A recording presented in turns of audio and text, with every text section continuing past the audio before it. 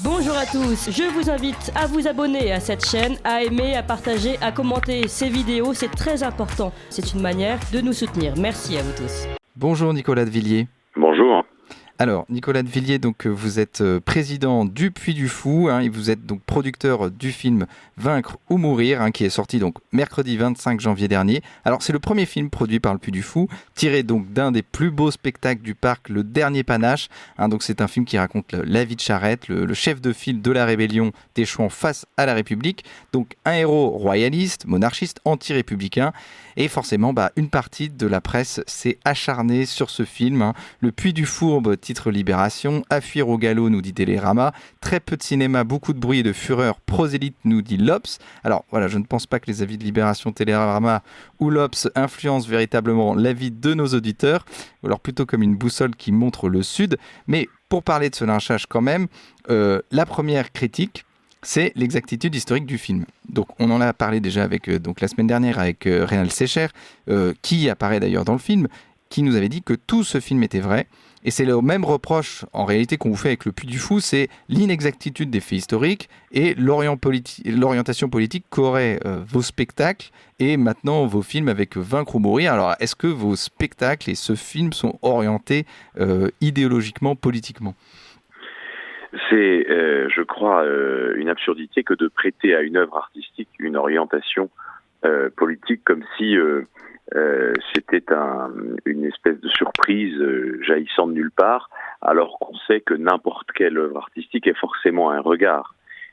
Tous les grands artistes, y compris les artistes modernes, les artistes contemporains, l'ont dit à leur tour, après tous les artistes les plus classiques qui nous ont précédés dans l'histoire. Donc, à partir du moment où vous commettez une œuvre artistique, vous avez forcément un regard sur un sujet. Nous avons dans ce film choisi de prendre le point de vue de Charette. Et à partir du moment où nous sommes de son point de vue, nous sommes à travers son regard, les observateurs de l'histoire, nécessairement, nous regardons ce qui s'est passé, nous regardons les faits historiques par finalement le biais de son analyse à lui, de ses sentiments, encore une fois, ce qui fait son point de vue intime.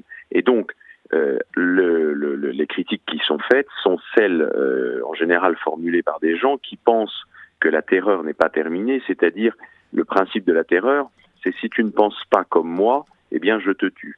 Ça, c'est un principe qui maintenant, heureusement, n'a plus cours dans notre pays. C'est un principe qui a duré de manière comme une furie, comme une fureur, qui a duré seulement quelques années dans notre pays au moment de la Révolution française.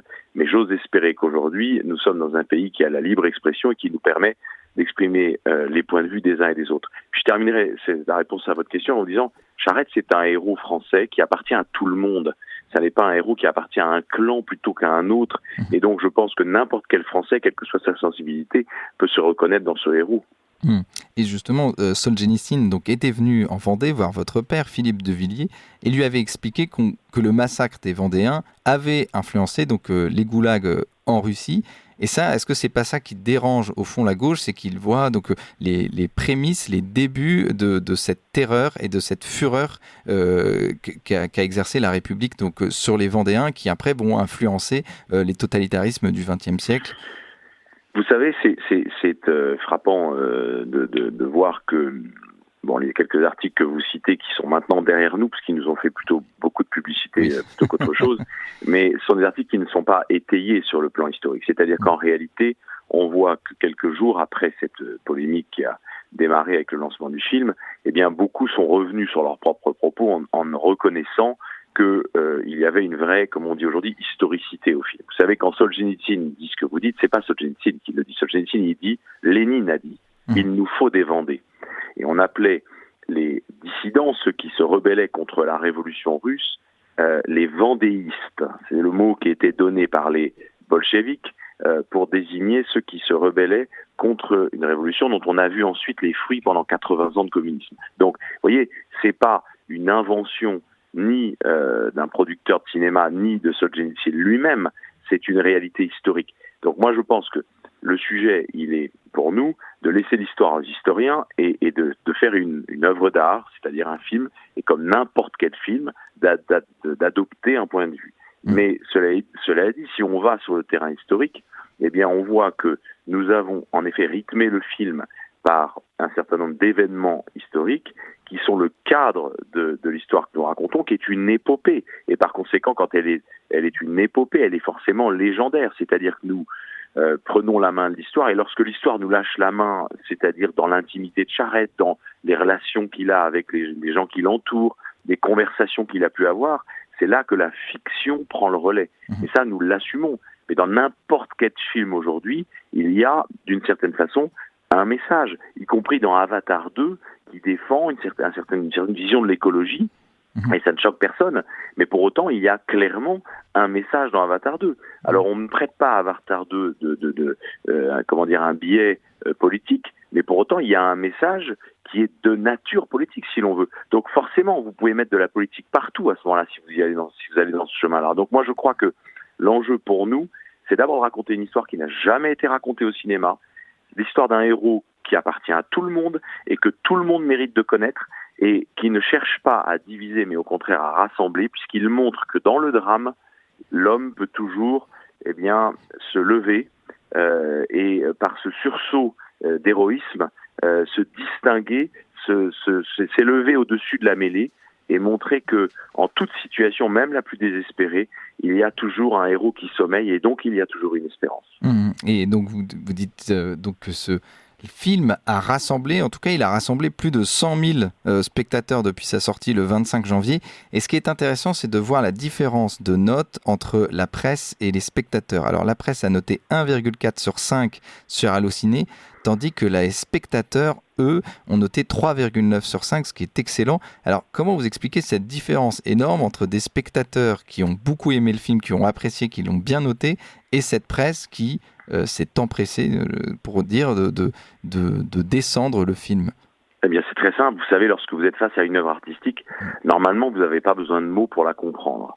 Et donc, vous avez en fait utilisé votre instinct pour juger la beauté d'une œuvre, l'émotion qu'elle a procurée en vous. Le spectateur, il raisonne par instinct.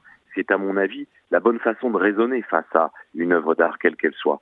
Tandis que la presse qui note le film, celle qui en tout cas le note de façon extrêmement sévère, eh bien elle raisonne non pas avec son instinct, elle ne réagit pas par instinct, mais elle raisonne finalement avec son cerveau et un certain nombre de concepts qu'elle plaque sur le film. Et donc à partir du moment où conceptuellement le film la dérange, eh bien elle note mal le film, donc elle n'est pas là pour juger une œuvre d'art, mais elle est là pour juger le principe même de mettre à l'écran finalement ce héros, et donc son histoire, et donc la cause qu'il défend, avec cette espèce de crainte un peu étrange de la part de cette presse qui est groupusculaire en réalité, parce qu'il s'agit de quelques titres de presse, vous l'avez dit, et donc elle défend tout à coup une cause qui serait opposée à la cause de Charette, comme si la cause que cette presse défend justement était en danger parce qu'on a fait un film. C'est dire si leur cause est fragile. Donc moi je ne crois pas que la République française en 2023 soit mise en danger. Je le dis avec un grand sourire. Je ne crois pas que le film remette en cause l'organisation de notre société aujourd'hui. Donc le film simplement il dit faisons la vérité sur notre histoire et c'est ainsi que nous pourrons faire la paix avec elle. Cette histoire s'est déroulée il y a 230 ans. Peut-être qu'il est temps de tourner la page. Mais pour bien la tourner, il faut connaître l'histoire dans la vérité de ce qu'elle a de plus dur parfois, mais aussi de plus héroïque. Et cette distinction entre cette note de presse et cette note de spectateur, elle montre aussi la différence entre la province et les grandes villes. C'est-à-dire que Paris, donc les journalistes de Paris n'ont pas aimé le film, mais en tout cas en province, le film est adoré par les personnes qui s'identifient à Charette, qui est contre le pouvoir en place, contre le jacobinisme et un étatisme qui essaye de bloquer, de faire taire donc cette France périphérique, cette France de province. Oui, il y a un parallèle assez surprenant que j'avoue ne pas avoir vu lorsque nous avons fait le film et que j'ai vu simplement après, et notamment là au moment des attaques, c'est qu'en fait, pourquoi ? Parce que des gens m'en ont fait la remarque, il y a une forme de parallèle, d'écho assez étrange entre Charette, qui mène ces paysans qui ne savent pas faire la guerre, qui eux-mêmes viennent le chercher d'ailleurs comme chef de guerre, et face à un pouvoir parisien, on retrouve peut-être l'écho des Gilets jaunes face à un Paris qui ne les comprend pas. Et donc, il y a, c'est vrai, d'une certaine façon, le reflet lointain de deux situations qui se font face à 230 ans d'écart, avec un Paris très centralisé qui a du mal à comprendre. Mais je veux dire une chose, c'est que à Paris, notre film a eu aussi un très gros succès dans les salles dans lesquelles il était, puisque nous n'avons été présentés que dans 180 salles en France pour cette première semaine. Fort heureusement, les cinémas et les exploitants de salles, que je remercie beaucoup, ont ouvert des nouvelles salles et nous avons maintenant 230 salles à peu près partout en France qui diffusent le film. Donc nous avons en deuxième semaine plus de salles, ce qui n'est pas commun en général dans le processus du cinéma. Et donc 180 salles. Pour faire la comparaison, un film comme Astérix, par exemple, sort dans à peu près 10 fois plus de salles, c'est-à-dire quasiment 2000 salles. Vous voyez ? Donc il faut comparer les chiffres aux chiffres. Donc 100 000 en une semaine, vous avez été très délicat de souligner que c'était un vrai succès, parce que dans 180 salles, ça veut dire que notre moyenne par salle est très élevée. Donc oui, c'est un vrai succès. Et justement, je voulais faire ce lien avec Astérix Obélix, l'Empire du Milieu, qui est sorti ce mercredi, qui lui a un budget de 65 millions d'euros, 4 ans de travail. Vous, donc, Vaincre ou Mourir est un budget de 3,5 millions d'euros. Est-ce que ce film, c'est pas aussi un film de résistance face aux grosses productions qui peuvent avoir lieu, et au vu des critiques d'Astérix Obélix, l'Empire du Milieu, qui ne réussit pas son pari d'avoir une œuvre enracinée dans l'œuvre d'Uderzo, une œuvre complètement française, et justement à côté vous avez Vaincre ou Mourir, qui est un film lui qui est enraciné, qui parle aux gens. Est-ce que c'est pas ce film, donc Vaincre ou Mourir, un film de résistance face donc à ces comédies françaises ou ces films d'aventure français qui ne marchent plus? Honnêtement, non. Vous savez, on n'a pas construit le film contre quelqu'un d'autre, pas du tout. Moi, je construis le film en entrant dans le petit club du cinéma français. Je dis petit parce que c'est finalement un village, il y a assez peu de monde, et j'ai été très bien accueilli avec beaucoup de bienveillance par le cinéma français. Donc, si vous voulez, moi je construis pas les choses contre. Moi je souhaite vraiment à Astérix vraiment du succès, sincèrement, parce que je pense que le cinéma français a besoin de résister contre le cinéma américain. Là encore, non pas dans une logique d'opposition pure et simple, mais dans une logique de résistance culturelle. Pour moi, je trouve très sain qu'il y ait un cinéma français qui soit capable de produire des films avec des budgets aussi importants que celui d'Astérix. Je trouve très bien que des acteurs français ou des réalisateurs français se prennent en main et le fassent avec des grands producteurs français. Tout ça est une fierté française. Donc pour moi, je souhaite vraiment tout le succès qu'il faut aux grands films produits par des grandes maisons françaises.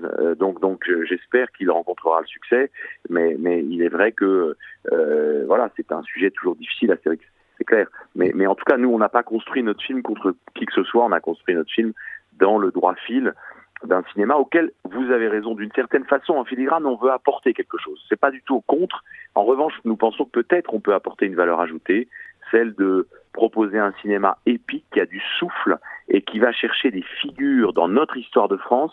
Notre histoire de France si riche en hommes ou en femmes exceptionnels, quand les autres pays tiennent soigneusement la comptabilité des leurs. Nous oublions les grandes figures tellement nous en avons. Et donc, c'est une chance que d'avoir cet héritage lorsque nous sommes français. La France a tant à offrir au monde. Et oui, en effet, peut-être que le Puy du Fou dans l'avenir peut jouer ce petit rôle modeste, mais en tout cas convaincu et passionné, que d'apporter au cinéma des héros qui n'ont pas encore été mis à l'écran ou qui méritent d'être régulièrement mis à l'écran quand il s'agit de grandes figures. Avec des prochains films pour le Puy du Fou, produits par le Puy du Fou. Merci beaucoup Nicolas de Villiers. On rappelle que vous êtes président du Puy du Fou et que le film Vaincre ou Mourir est toujours en salle et vous attend, chers auditeurs. Merci à vous.